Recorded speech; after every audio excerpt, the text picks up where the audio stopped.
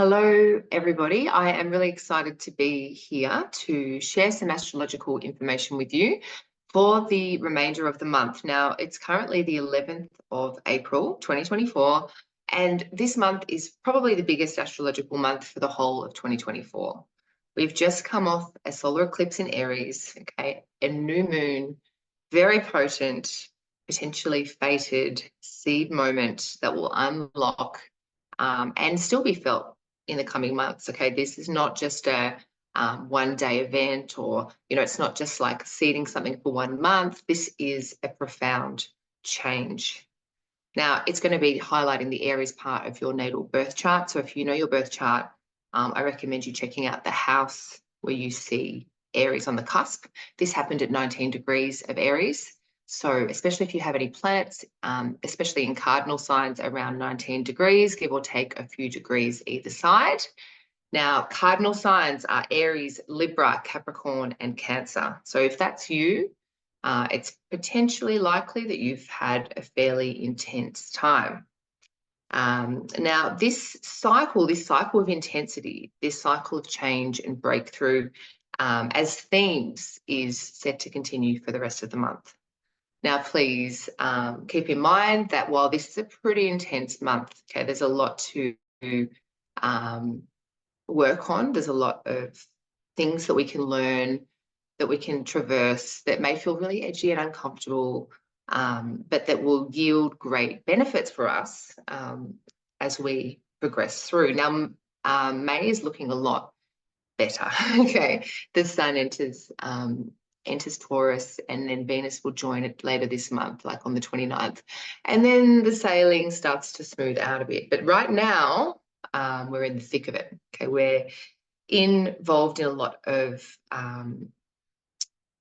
or there's a need for us to really lean into the discomfort, because through doing so, we can really catalyze a change that needs to happen. Okay, so I'm going to be a bit more specific now in terms of what the planets are doing right now, and I will share my screen with you because I'm just recording this on my computer. So let's start by looking at the transits of the here and now moment. I'm just going to share this with you. So for people who are not astrologically very expert level, you can just see that there's a lot of planets up here. Okay, this red symbol here is Aries, and we've got a lot of action in Aries. This is where the recent solar eclipse took place. Now, Aries is a hot, dry fire sign. There can be a real impatience at this time. There can be a real sense of urgency, a sense of like, I wanted to do this yesterday, like, why isn't this working right now? And it's challenging to not really buy into that. But the ruler of this eclipse, okay, now previously, if we go back a few days, we can see the conjunction of the moon and the sun. And when these two come together, this is actually what marks the eclipse. Now, just a second, go back a little bit more. So when the moon and the sun conjoin, this is a new moon. And in this case, because it's so close to the nodes, this is what creates an eclipse. So when we had our eclipse, we had a new moon. And so an eclipse is where there is an obstruction of the light of the sun. In this case, it's a solar eclipse. And so traditionally, this wasn't a very auspicious or lucky time. Okay, people would build eclipse chambers to actually hide from the light of the sun. Now, we have seen abroad, especially in America, I know that's one of the places where the path of the eclipse is visible. We saw that there was severe weather events, earthquakes. We had an eclipse festival cancelled in Texas. And these weather events, this disruption is really interesting, because you can see that the ruler of the eclipse, because these two planets are in Aries, Aries is ruled by the planet Mars. And Mars, at the time of the eclipse, was in a conjunction with Saturn. Now, Mars and Saturn, I'm going to just stop sharing just to give you a break if you're not that akin to understanding astrology charts. When Mars and Saturn are together, like they have been very recently, this creates this tension, okay? Part of our life is ready to move forward, but then we still have an obstruction or a blockage or someone else or something else holding us back. So this has been the theme that has been kind of underneath this eclipse. Okay, this has been the frustration of it. But again, there is a very deep emotional undercurrent to that because Mars and Saturn are both in Pisces, okay, which is a very sensitive water sign. So there's a need to be sensitive and compassionate to yourself in this period of transformation and change. But the good news is, okay, so even though it's been edgy, okay, the last couple of weeks, Mars has just started to separate from Saturn, okay, because the conjunction was early hours of this morning, which here in Australia is the 11th of April. Okay, so it's been like one part of us has been like, let's go, let's put our foot down on that accelerator. And the other part of us has been like, nah, like putting my foot on the brake and I don't want to go. So from now on, as Mars separates, it's like we've kind of gathered the lesson, okay, because when Mars comes to Saturn, there's always something to be learned. And now we're ready to proceed forward. And so things should start to feel less tense. Like we should start to feel like we're not really necessarily acting against our own best interest or kind of being too split. You know, remember that Mars and Saturn are both in mutable sign. Okay, so that's Pisces. It's a mutable sign. Mutable signs can be a little bit changeable. They can be like, yeah, I'm this and I'm that, you know. I'm stuck in my ways, but I also want to go this way. It's sort of like choose your own, what lane do you want to go in? Okay. And the thing that's interesting is that both of these planets, Mars and Saturn, are currently in the terms of Jupiter. Now, this is a sort of segment of Pisces, which is kind of like a share. Like, you know, they're sitting in a part of land in Pisces, which is under the partial ownership of Jupiter. Now, this is important because this struggle that we've been through recently, this breakthrough that we're in at the moment, and this lesson or the lessons that we're learning about moving through, breaking through old ways of being, this is tied directly into the upcoming very significant conjunction between Jupiter and Uranus. So these two planets are in the terms of Jupiter. Now, Jupiter is going to be highlighted very shortly on the 20th of April when Jupiter comes together with Uranus. Now, this is huge. This has, in terms of our world history, brought tremendous change, okay, change to sort of countries through revolution, through war, through uprising. But it is, with anything, like we sometimes just need something to really change. We need that switch to be flicked and something to really change within us. So this is a change that's happening deep at the roots of the thing, okay, whether that's within you, whether that's within the place that you're living, in the country that you're living, in the mindset that you're living, okay, a change that is hopefully going to liberate you. Okay, Uranus is the great disruptor, okay, the liberation planet, coming together with Jupiter, which is the great benefic, so the fortune planet, okay. What is the best that can be kind of garnished from being brave and taking a leap of faith? You know, that is the sort of vibe of this conjunction. Now, sometimes change is not comfortable or easy. It's edgy. It involves an energetic change. Okay, it's not just about changing our sort of daily habits and patterns, but it's about us changing our energy. And so it has something to do with mindset. It has something to do with optimism and positivity and choice. Okay, so choice and hope. Okay, they're very Jupiterian words. And so on the 20th, we're going to see this really massive conjunction between Jupiter and Uranus. And this is also going to be in a very tight sextile to Mars. Okay, so Mars is also inputting its influence into this. Now, this is going to supercharge it.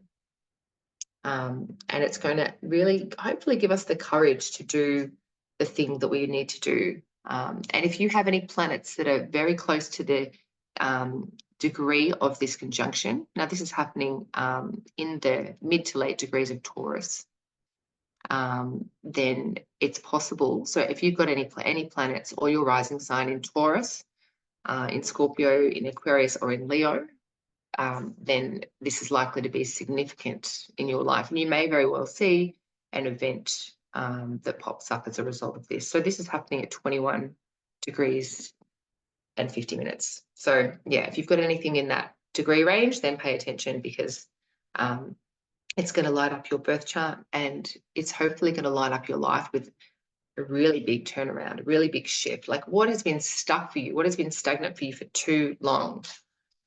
This is in Taurus. Okay, Taurus is that sort of the tried and true path. Tried and true path. Yeah, that makes sense.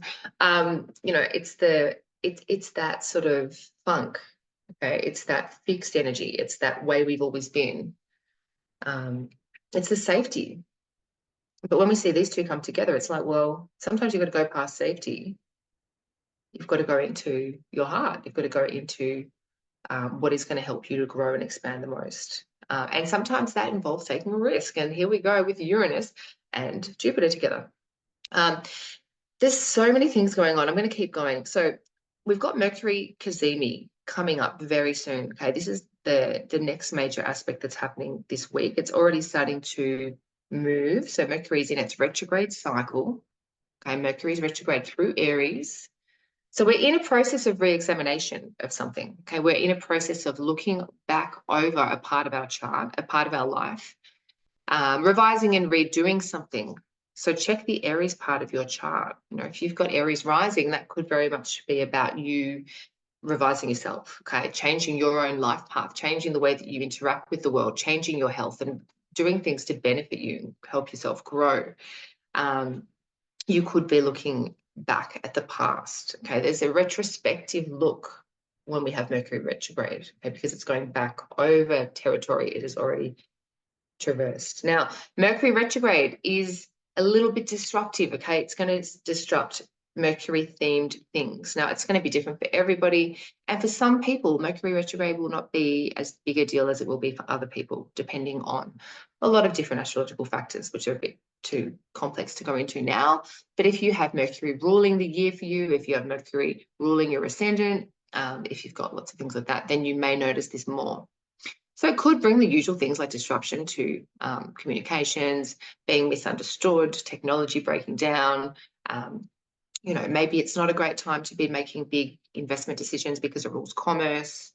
There could be fluctuation in the market. There could be a downswing. So it depends on your chart. It depends on what your choices are. So yeah, Mercury is going to be kind of compromised here. But as it starts to move towards its Cazimi point, which is the halfway point of the cycle where Mercury comes together with the Sun. Okay, so it's retrograding, and then it joins with the Sun. Now, the Mercury Cazimi here in Australia is happening.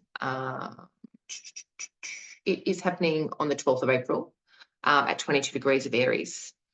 So that will be happening in terms of as a time frame at about 9 a.m. on Friday the 12th.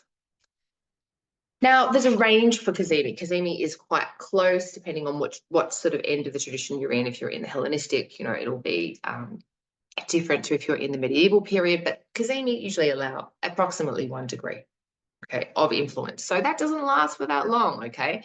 That Mercury is about, like, you know, it can be less than a day where we're really going to see that Cazimi. Now, what does it mean? It's like, well, Mercury is coming into the heart of the Sun. It is getting reinvigorated by the light of the Sun. It is getting reborn, okay? This is the halfway point where it is starting, it's going from being an evening star, getting reborn as a morning star.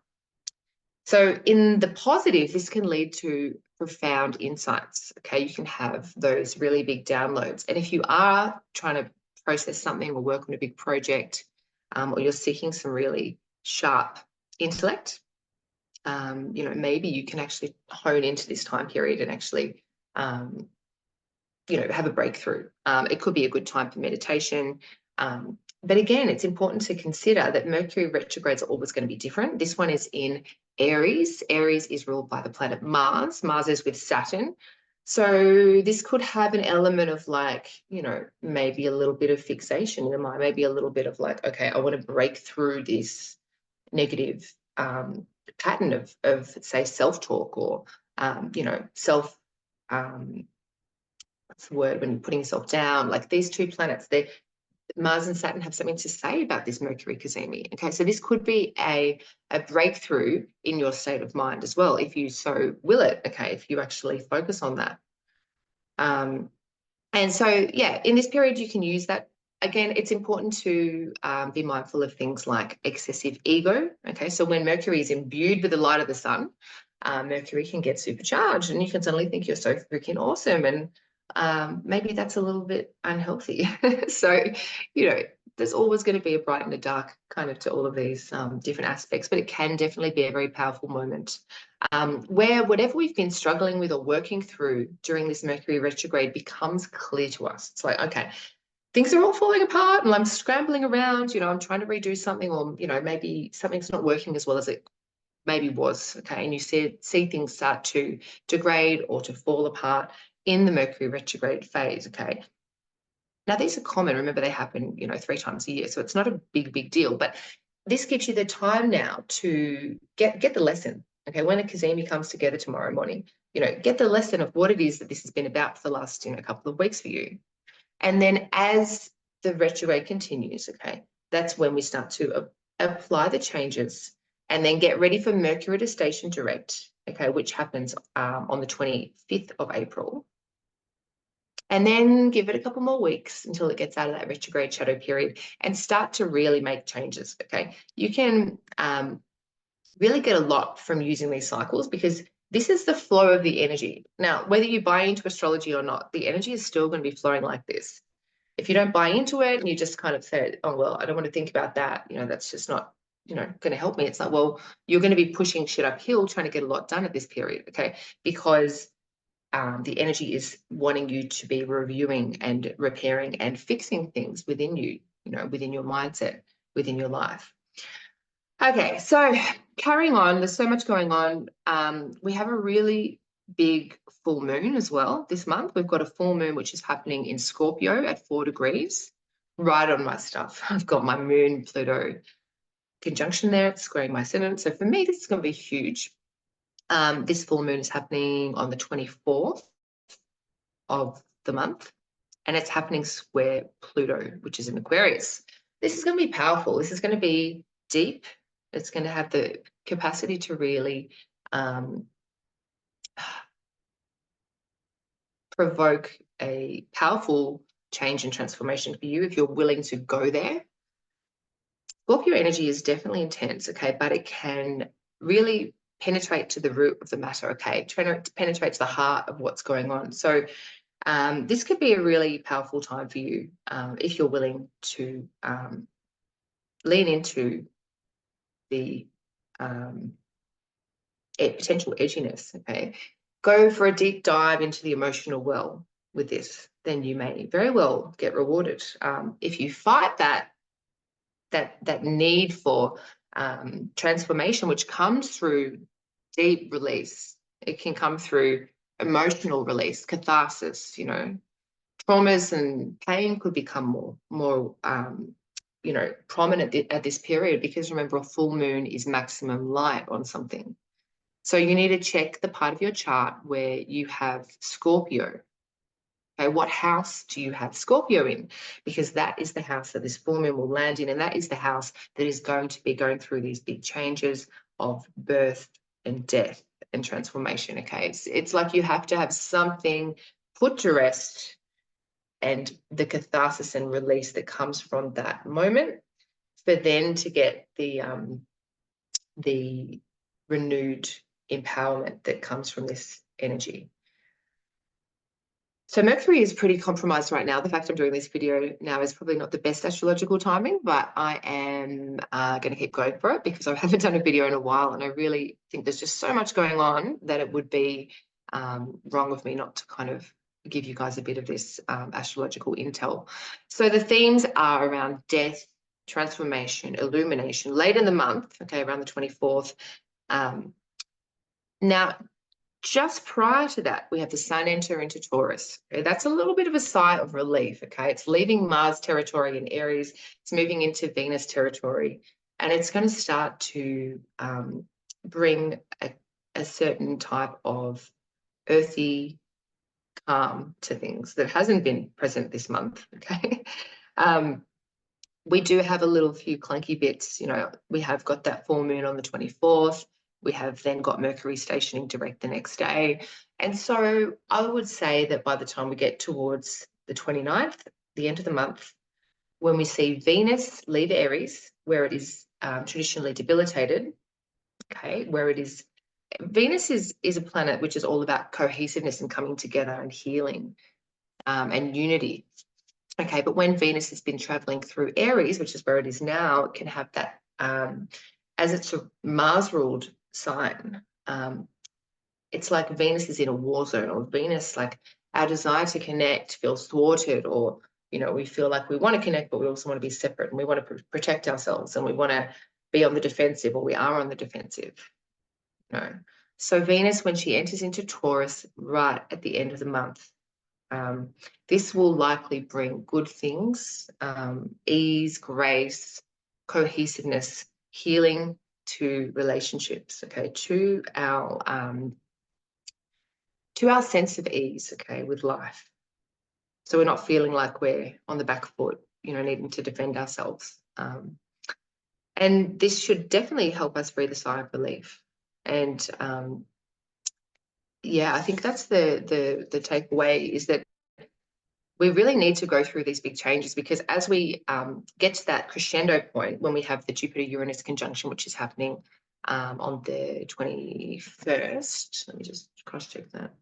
Yeah, the 21st, we are really at the point of convergence where something just really can't stay the same. Something that's been this way for a long time is about to be kind of blessed with the capacity to have a huge earth-shaking change. Now, we should be mindful too that this could bring earthquakes or earth disruption on the earth. So we've got to be careful, you know, because there's a potential of, you know, in a broader sense, for the foundations of our lives to be shaken, okay, because it's in Taurus. Taurus represents the earth, okay, it represents the place that we live, which is this planet, you know. So we could see some destabilization in weather. We could see some destabilization in terms of, you know, food supply, or yeah, the moving of tectonic plates, you know, because Uranus is incredibly disruptive and electric. There could be electrical storms, because Jupiter amplifies everything. But on the positive, you know, if we look at that as more of an inward gaze to ourselves, then having a huge shift of the tectonic plates within our heart, within the structure of our lives, to shake us, to wake us up, may that be a really, really positive thing for you. And yeah, and hopefully you can carry that energy through. And then as we go into Taurus season and Venus enters Taurus, we can start to enjoy the fruits of our efforts that we have been moving through this month. So I wish you the best, and please do reach out to me to book your session. If you're feeling this, which I'm sure so many of you are, and you want to see how to best work with this energy for you in a personal way, because the way this energy ties into your birth chart will be unique for each one of us. And having that astrological intel is definitely a very powerful way to ensure that you can really lean into these breakthroughs and make the most of the astrology at hand. So I wish you well, and I'll be back again for one of these soon.